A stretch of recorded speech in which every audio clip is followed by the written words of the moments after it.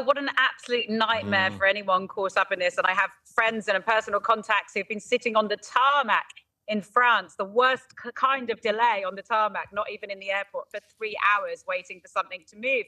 And it appears there was a technical glitch. They haven't been specific about exactly what happened.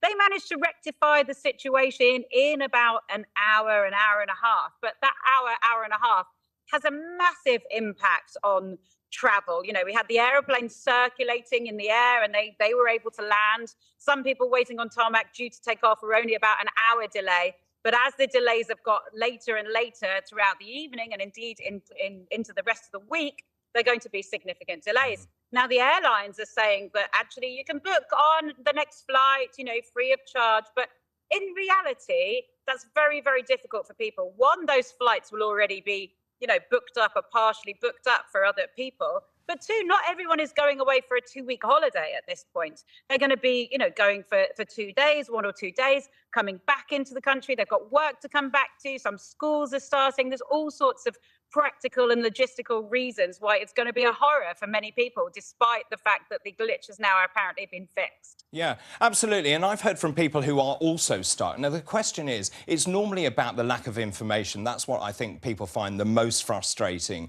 about these kind of situations. What are your rights when it comes to this? You said you can book on to the next flight, as you also rightly said. Many people can't do that. Now, what happens, say, for example, to the friend of mine who's stuck in Stuttgart, who really doesn't know what to do? They've been told they can come back on Thursday.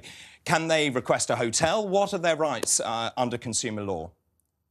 Yeah, it's a very, very difficult situation because the airlines will argue that it's out of their control. When it's something that they're responsible for, such as a technical glitch with the aeroplane, you know, those, or a staffing problem or something, they will say that it's their fault. And they will say, mea culpa, you know, here's some compensation. And actually, when it comes to something like this, it's not their fault. So it's not up to the airline to compensate you. So unfortunately, there will be lots of people who will be out of pocket. Now, of course, they will say they will refund your flight or get you on another flight if it's suitable. But I think in many cases, it will be down to your travel insurance. And, you know, we all know how difficult it is to get money out of insurance, you know, to put up with the other stuff like the hotel, and if you choose to go on another airline and that sort of thing. You will get your refund or get booked on another flight with the same airline. But that is, unfortunately, for many people, all that they will get.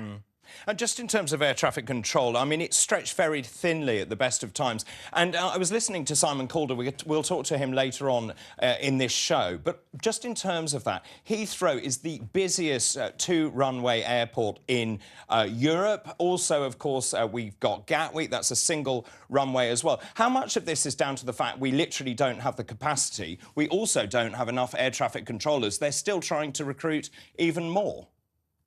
Yeah, absolutely. That's a very good point. And across the travel industry, well, you know what, across many industries, actually, there is a big problem with trying to recruit people at the moment. And air traffic control, it's up there with dentists, apparently, for one of the most depressing, most anxiety-driven professions, and they are struggling. You know, we saw the airports in the last year and a half, you know, 2 years, with massive queues and staffing problems with check-in and baggage mountains, you know, luggage mountains at Heathrow. There's been a staffing problem across the industry, you know, since COVID. It appears that some people don't want to work, or they don't want to work in those conditions. And fair enough, you know, it's very difficult and stressful work. And I think that is absolutely, you know, something to do with it, is that people are working in air traffic control and other places in travel. They're working very close to the wire already. So when something goes wrong like this, of course, it creates this havoc. There's not necessarily the backup plan to deal with it quickly.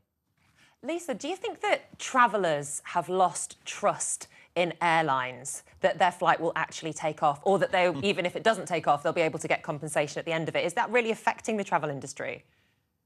It's a really good question, because, you know, we've had COVID, we've had, you know, it wasn't so long ago that it was actually illegal to travel and go out the countries. And then we had, like, you know, red light, traffic light, green light, amber light, flashing lights. It was all very confusing. And one would think that that would knock consumer confidence. And for a while, people weren't traveling back to the numbers they were. But this has been the busiest bank holiday that we've had since COVID. And I think the numbers are pretty much almost back to normal. So whilst people have lost confidence and are sort of grumbling about it, they still want to do it. You know, there's still the desire to travel, and I'm absolutely with them. You know, it's wonderful to be able to travel again, to have that freedom, to be able to go on holiday, to be able to see friends and family, to be able to go to a football match or a concert. It's wonderful that we can do that again. But I think people have lost confidence, but it's not going to stop us.